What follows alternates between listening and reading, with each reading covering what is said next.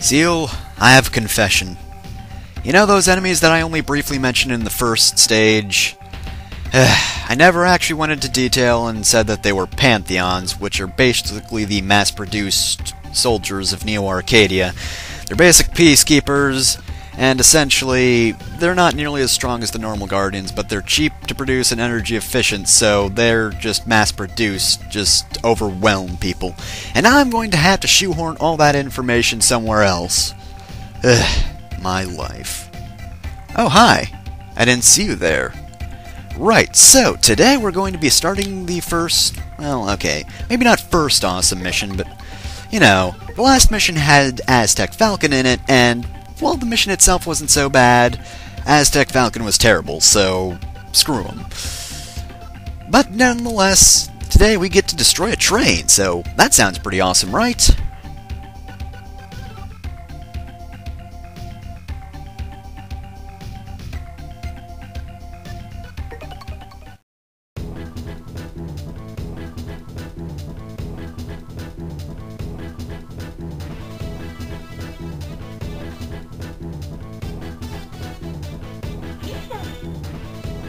Now, this mission actually features two of some of my favorite songs in the game. There's this one, and the next one we'll be hearing in a little bit. I don't think there's any mini-boss song in between it or anything like that, so we're going to be listening to awesome music for pretty much the entire thing. Also, the boss theme isn't actually that bad, so what am I talking about? Anyway, we're going through a old subway right now, and if you haven't noticed somehow, I mean, I guess it sort of has been in the background and it's never been explicitly mentioned, but the Resistance base is actually near a destroyed city, and I don't think I've really mentioned the setting, but it's actually pretty awesome.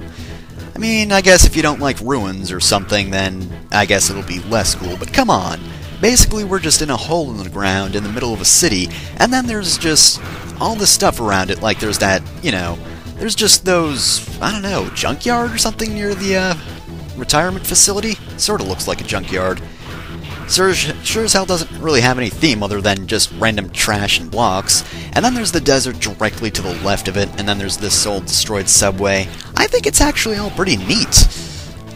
I mean, granted, well, I can't really appreciate it outside of missions because of that music, but whatever. And wow, that was actually kind of quick. What can we do now? Triple slash. Oh, right, just triple slash. That's hardly interesting. I mean, I guess it's kind of useful, but Again, it's just 3 slashes. There's better stuff we can get. Alright, this is the mini-boss here. It's, a little tower thing with a core of some sort? I'm not really sure what this is. It's only got 2 attacks. It can swing its mace and it can fire bullets, neither of which are really hard to dodge. You just have to make sure you don't attack that thing too much. You know, don't get overzealous and all that, yada yada yada, you'll be fine. Doesn't have that much health anyway. He is kind of annoying to attack, but whatever, it's overall not that bad.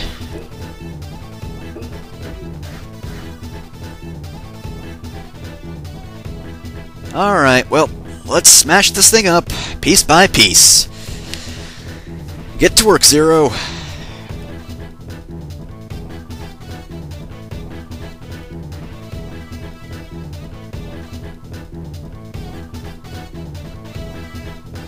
How do you really abuse a Cyber Elf's power?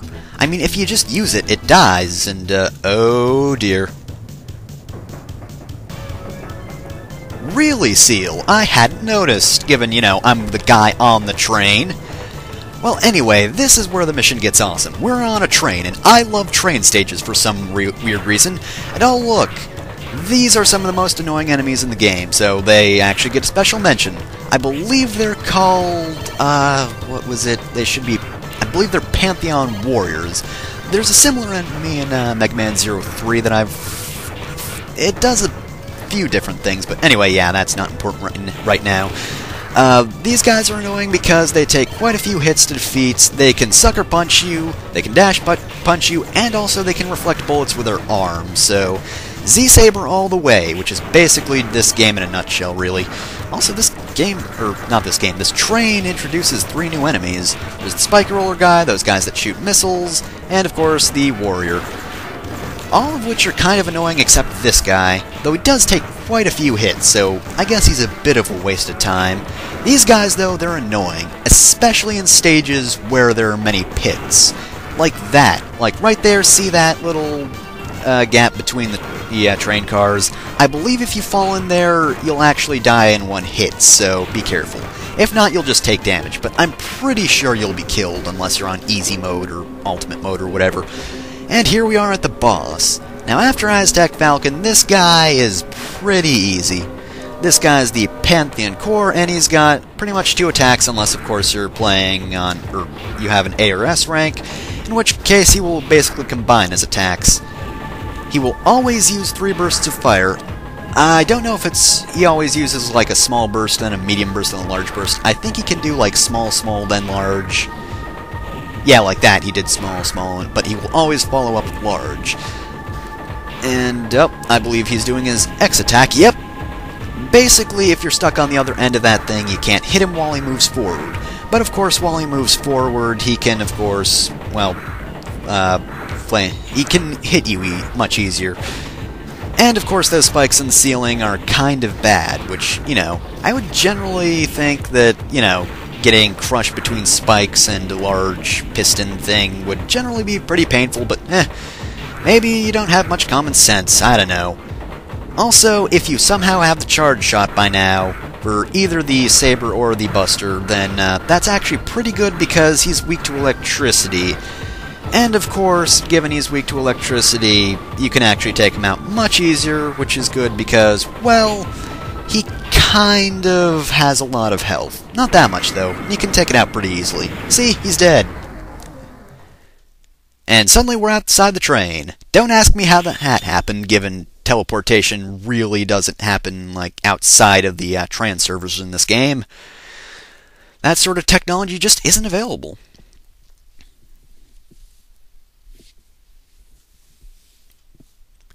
Alright, grab this, and the mission ends. Let's see how... Ooh. Okay, luckily this game goes by average, even though it doesn't show you what your average is, so I'm still technically in A rank, even if I did abysmally in this mission. Not my fault I had to stop for Cyber Elves, game.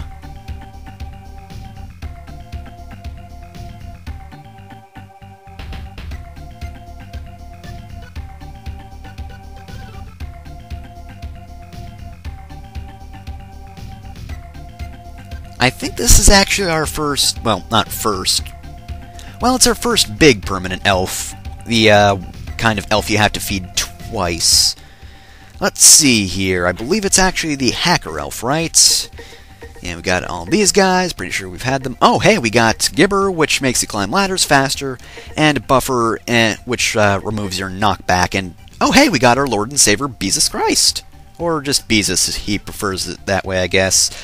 He could die to give you cover fire, but he won't. But I'm going to put him in my party anyway, because why not? He's named Beezus. And here's Totten, which never appears in the series again.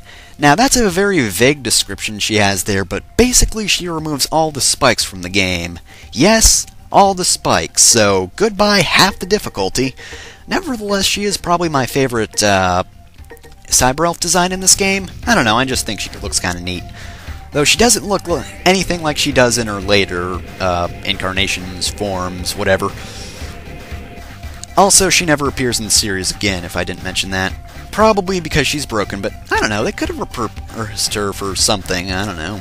Maybe just to make spikes damage you rather than instant kill you. See, that would actually be kind of nice, you know, it doesn't completely take away the challenge, but it doesn't make it, you know, incredibly difficult either. Also, nothing over here, if you were wondering.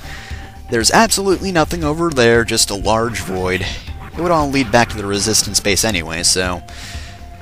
yeah. Also, there is a reason for coming back here other than just showing the fact that you can come back through here where this is and that there's a tran server at the end of the path. But it's in a ways, so I'll be right back, I suppose. Alright, before you get to the mini-boss, you can actually come up here. Yeah, my mistake, I accidentally missed this. Alright, what did we get here? Pretty sure that was a nurse, right? Yeah, it was pink, so we got Bireff. Alright, so there is actually a few more things we can do in here.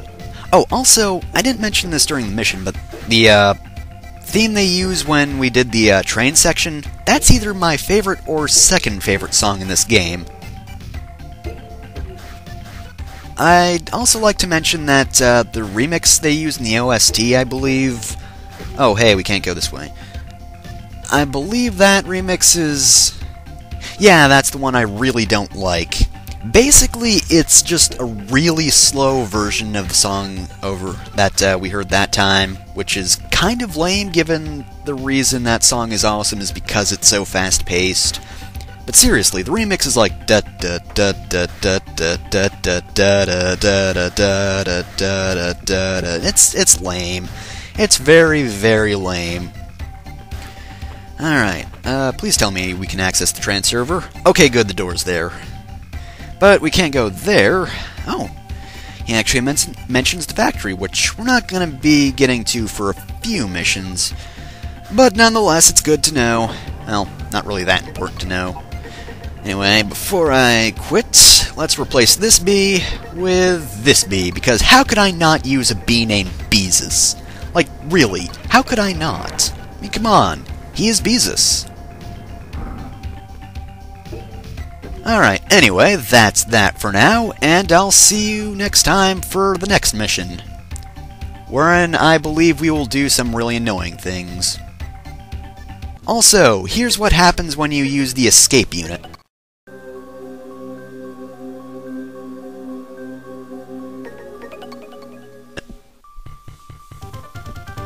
Yep.